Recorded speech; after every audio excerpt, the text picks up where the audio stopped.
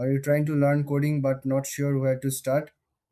Today, we are comparing two popular platforms, Datacamp and Codecademy. Both of these tools help you learn programming and data skills. They offer courses that can boost your career, but they have different focuses and styles. Let's start with Datacamp. This platform is all about data science. It offers courses on Python, R, and SQL.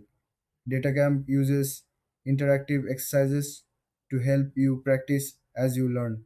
You can work on real datasets, which makes it practical. The platform is great if you want to dive deep into data analysis and machine learning. Now, let's talk about Codecademy. Codecademy covers a wider range of topics.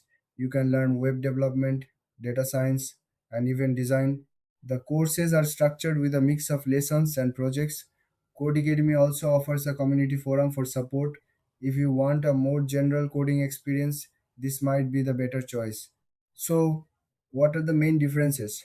Datacamp is specialized in data science, while Codecademy has a broader focus. Datacamp is more hands-on with data projects, while Codecademy mixes theory and practice.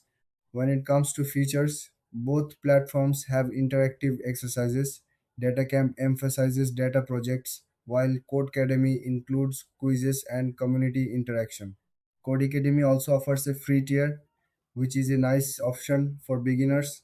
In terms of pricing, Datacamp usually has a subscription model, while Codecademy offers both free and paid plans. This means you can start learning for free on Codecademy, but you might need a subscription for full access.